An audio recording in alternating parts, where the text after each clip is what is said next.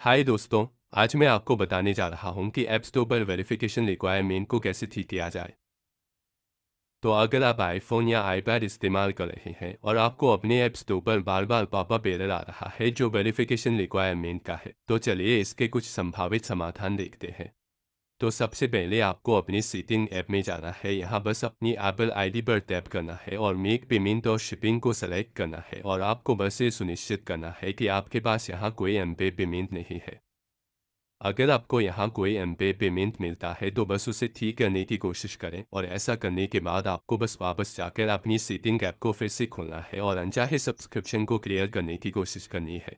तो यहाँ अपनी एप्पल आईडी पर टैप करें, बस सब्सक्रिप्शन पर टैप करें और उन सभी सब्सक्रिप्शन को क्लियर करें जो आपको नहीं चाहिए। तो बस यहाँ से सब्सक्रिप्शन को क्लियर करें।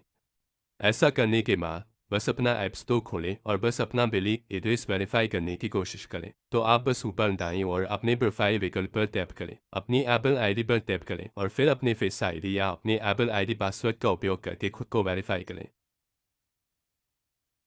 पासवर्ड डालने के बाद बस साइन इन ऑप्शन पर टैप करें।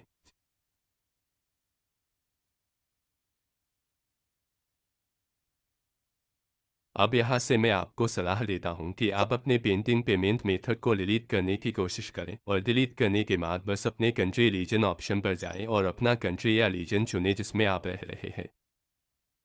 तो उदाहरण के लिए मैं यहाँ से इसे चुनने जा रहा हूँ। एंट्री रीजन चुनने के बाद बस इस कंटिन्यू ऑप्शन पर टैप करें, फिर ऊपर दाईं और एग्री पर टैप करें और यहाँ आपको अपनी पेमेंट मेथड भरनी होगी।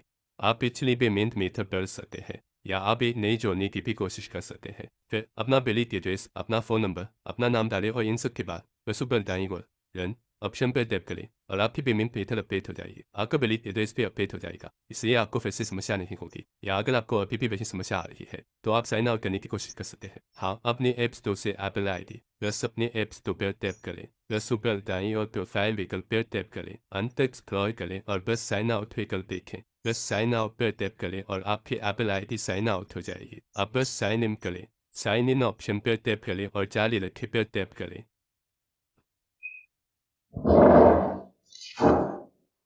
और एक बार जब आप साइन इन कर लेते हैं तो हो सकता है कि आपकी समस्या ठीक हो गई हो। अगर फिर भी आपकी समस्या ठीक नहीं होती है तो आप वापस जाकर अपना ऐप स्टोर ऐप खोल सकते हैं। आप इस ऐप को अपने ऐप स्टोर से आसानी से इंस्टॉल कर सकते हैं। आप ऐप स्टोर वेब का उपयोग कर सकते हैं। यहाँ से आईफोन चुनें और वैकल्पिक चुनें, ऐप स्टोर चुनें और यहाँ बस लोड होने का इंतज़ार करें। फिर गेट मोर हेल्प पर टैप करें, उसके बाद टैप करें, आपको एक फ़ोन नंबर मिलेगा। जब भी आप बात करना चाहें आपको ये फ़ोन नंबर भेजना होगा और आप ऐप सपोर्ट टीम के सदस्य से जुड़ जाएंगे। आप अपनी समस्या के बारे में चर्चा कर सकते हैं और वहाँ से वास्तविक सहायता प्राप्त कर सकते हैं। तो उसके बाद आपकी समस्या ठीक हो जाएगी। वीडियो देखने के लिए आपका बहुत बहुत धन्यवाद। अगले वीडियो तक बाय बाय।